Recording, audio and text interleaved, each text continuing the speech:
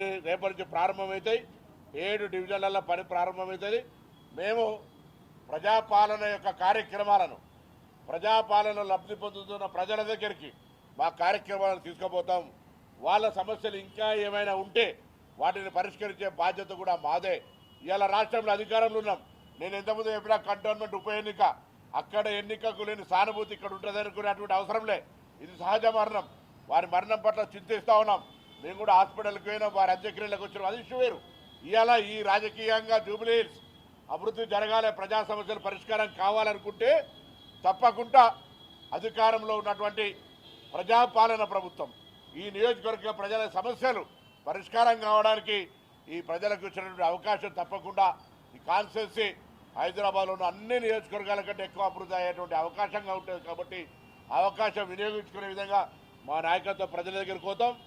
చిన్న చిన్న అంశాలన్నీ కూడా ఓవర్కమ్ అయిపోయి అందరూ ఐక్యంగా, అందుకే బయట నుంచి లేదు లోపల అన్న తర్వాత లోపల అందరూ కూడా సంఘటితంగా సంఘీభావంగా ఉండాల్సిన పరిస్థితి ఉంది.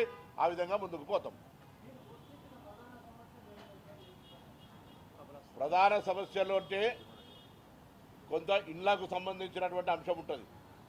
పేదలకు సంబంధించిన స్లమ్స్ ఉన్నాయి, అక్కడెక్కడ కొంత వాటికి డ్రింకింగ్ వాటర్కు సంబంధించిన ఇష్యూస్ కూడా మెట్రో వాటర్ వర్క్స్ వాళ్ళతో మాట్లాడినాం. ఇటీవల బోరబండలో ఒకటి ఇనాగ్రేషన్ కూడా చేసుకున్నాం. దాంతోపాటుగా శానిటేషన్ సంబంధించి కానీ స్ట్రీట్ లైట్ సంబంధించి కూడా పర్ఫెక్ట్గా, ఎందుకంటే దాదాపు 10-15 నెలల నుంచి సరైన ప్రాపర్ రిప్రజెంటేషన్ లేక, నేనెవరు తప్ప ఆయన అనారోగ్యం ఉన్నదా కారణం ఏమైనా కావచ్చు, ప్లస్ ఇతరత్ర సమస్యల వల్ల కొంత జూబ్లీహిల్స్కు జరిగిన ఇబ్బందిని అన్నింటినీ పరిష్కరించే విధంగా మా చర్యలు ఉంటాయి.